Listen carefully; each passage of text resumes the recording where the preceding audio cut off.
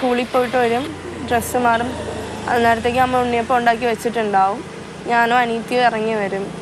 എന്നിട്ട് ഒരു ദിവസം 15 മുതൽ 20 വരെ പാക്കറ്റ് പോകും.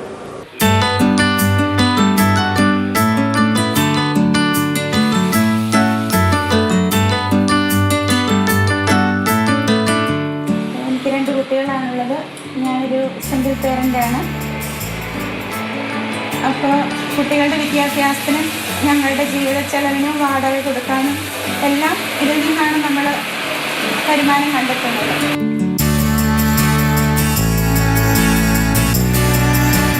തിളച്ച എണ്ണയിൽ വീണ മാവ് ഉണ്ണിയപ്പമായി പരുവപ്പെടുന്നത് പോലെയാണ് സ്നേഹയുടെ ജീവിതം. 6 വർഷം മുമ്പ് അച്ഛൻ ഉപേക്ഷിച്ചു പോയി.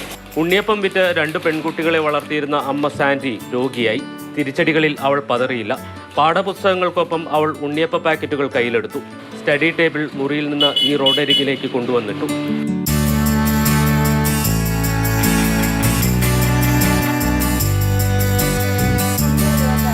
ഇവിടെ വന്നിരുന്ന് എഴുതും.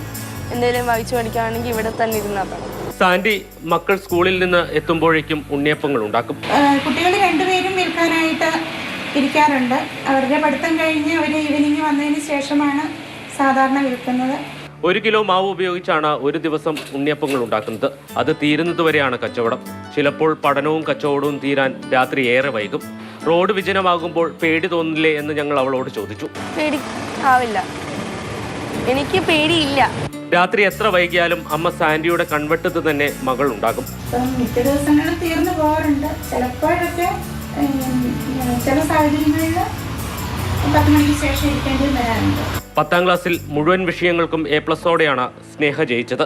+1ലും ആ മികവ് തുടരുന്നു. സ്വന്തമായി വീടില്ല എന്നത് മാത്രമാണ് സ്നേഹയുടെയും കുടുംബത്തിന്റെയും ദുഃഖം.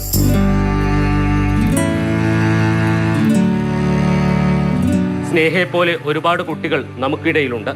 ജീവിതത്തിലെ പ്രതിസന്ധികൾക്കിടയിൽ വാശിയോടെ മുന്നോട്ട് പോകാൻ സ്നേഹ അവർക്കെല്ലാം ഒരു പ്രചോദനമാകട്ടെ. വിനു കാഞ്ഞിരപ്പള്ളിക്കൊപ്പം ജയനസ് രാജു, മാതൃഭൂമി ന്യൂസ്, ഇടുക്കി.